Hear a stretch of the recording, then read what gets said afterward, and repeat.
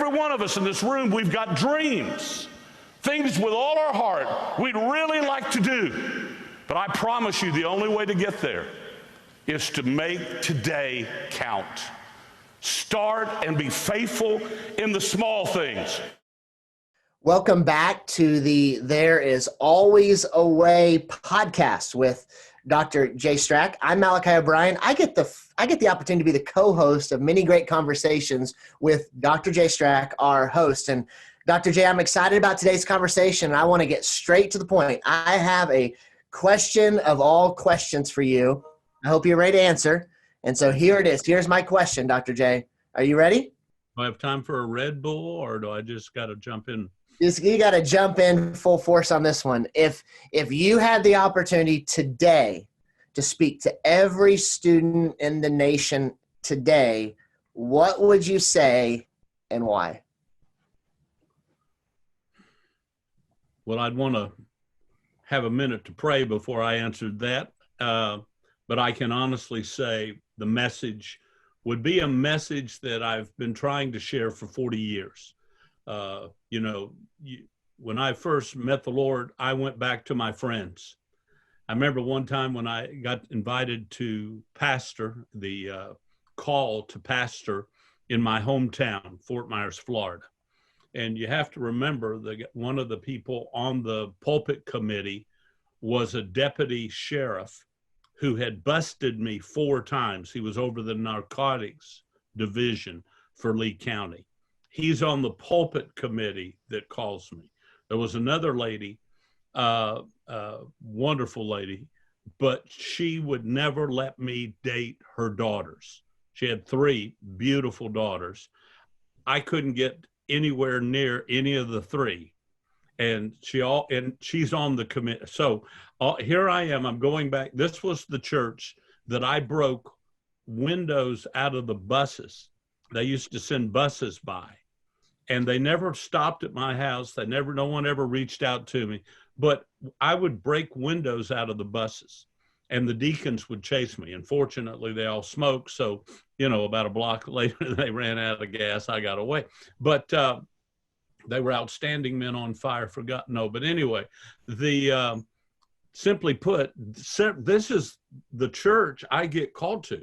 And now, and it had potential to be a mega church, and the Lord really, really blessed.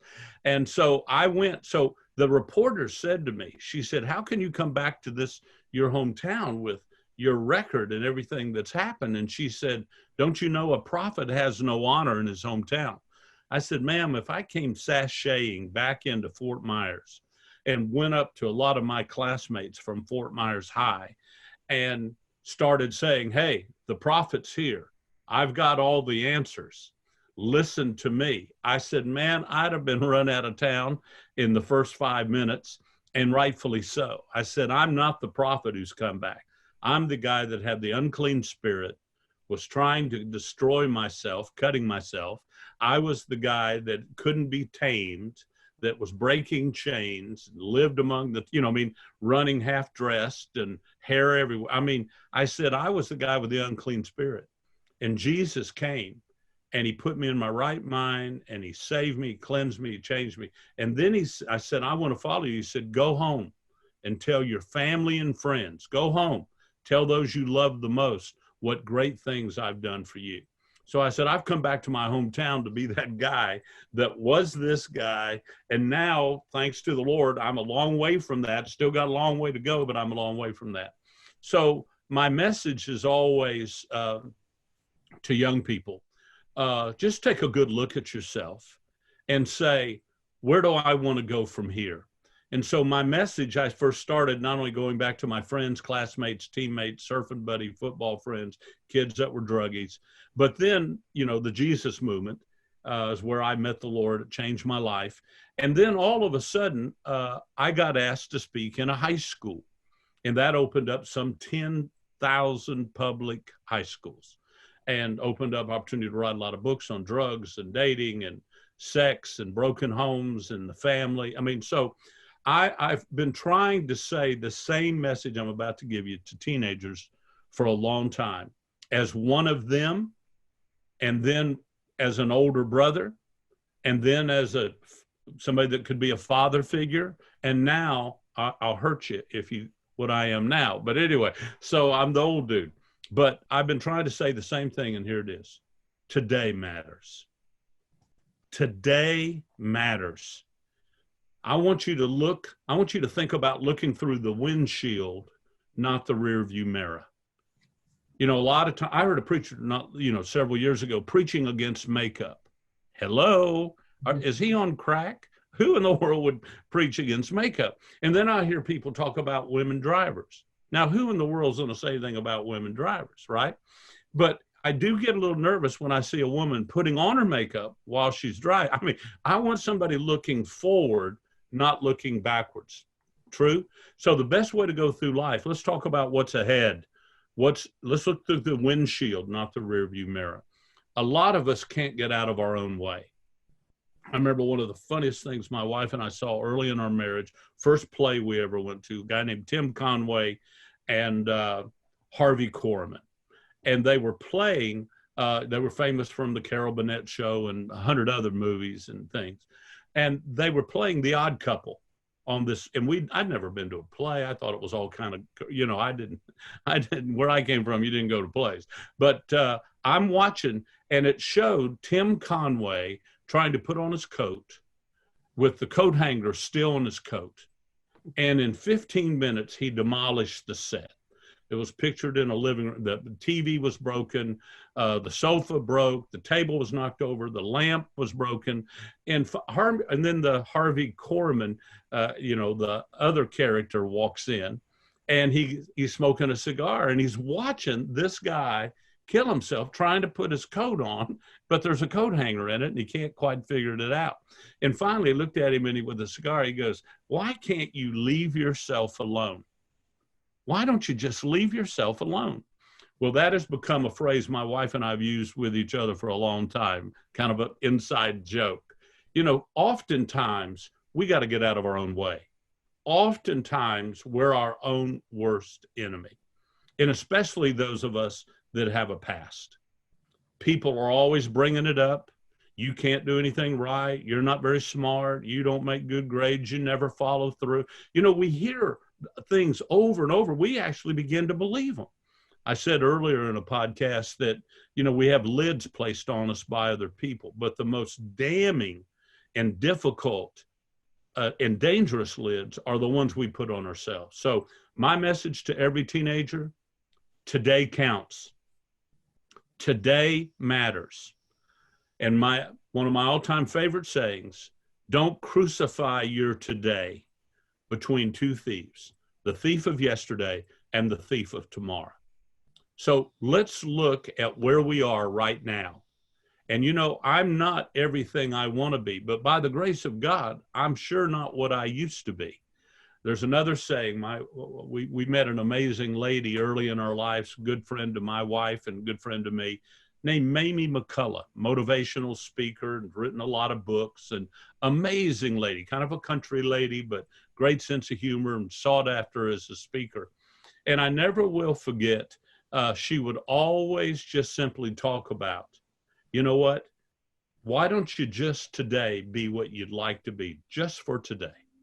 Just for today. And don't listen to what everybody else says about you, and don't believe what everybody else has said about you. So I think there have been several sayings along the way that kind of made me realize, I've been given a new life. Old things pass away. All things become new when we're in the Lord. So that means I get a new opportunity. I can get a new personality. I get a new nature. I get new power. And so why would I settle? And so I think the second or third book I ever wrote was called Shake Off the Dust, how to get rid of the hurt and the dirt. And I'd been sexually abused. I'd been physically abused. I'd been called stupid and a loser. And I did have all the learning disabilities. And then you add all my dumb decisions and rebellion. I mean, I was a train wreck. But there was a moment where I was given a get out of jail free card. And I grabbed that card, and you know what, Malachi? I kept it in my wallet. I mean, when I had an opportunity to be made brand new and an opportunity to start over, and it wasn't easy. I had to get rid of some habits in my life, hence shake off the dust, get rid of the hurt and the dirt. And when you allow, and you know, there's a story in the Bible about a lady that was a hunchback, and she couldn't straighten up. She had a spirit of infirmity. She could not straighten herself. And you know, the problem with going through life, now I have a daughter that's had serious challenges with scoliosis. You know, you and I talked about critics the other day, and I was speaking at one of the largest churches in the state of Texas. And the early service, those are always fun. You know, that's the warm-up. But anyway, and then this lady comes up to me and she said, young man, Jesus told me to come down here and tell you that you need to know about something called scoliosis, because you referred to that lady as the hunchback of Capernaum. And that was very insensitive. And I want you to know Jesus told me to come. I said, well, you know, I was just, you know, I'm 20. And for given all these opportunities, so I have a lot to learn.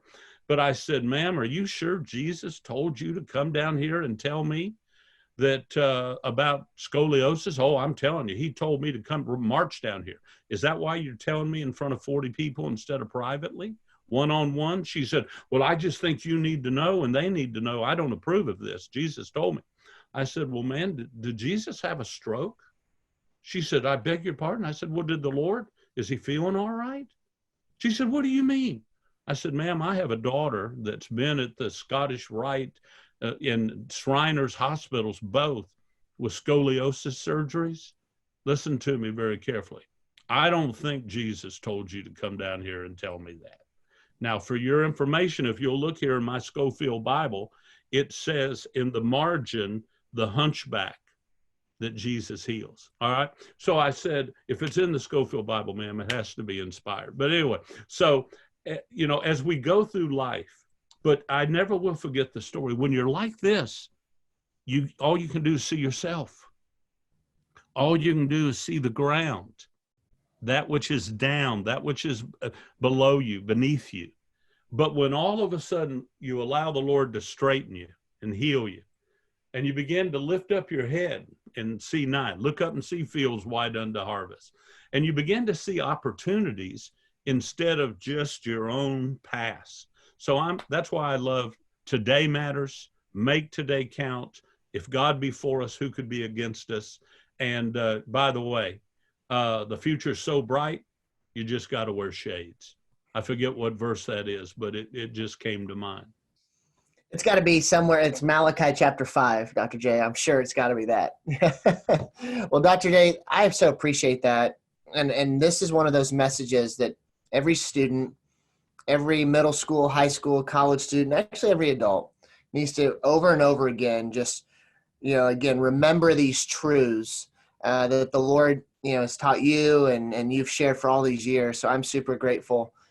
So Dr. J, I'm excited about our future conversations, but this one really meant a lot to me because sometimes people just need that Red Bull in their veins of encouragement. And this was what that episode was. So thank you again for taking time. Can I add, be nicer to that misguided soul that stumbles up and feels like she's got to undress you publicly. Be a little sweeter than I was at that particular time. All right. Absolutely. Well, Dr. J, thank you so much again. This has been There's an Always a Way podcast with Dr. J Strachan. I'm Malachi O'Brien. I get the joy to co-host this with Dr. J. Thank you so much. Have a great day. God bless.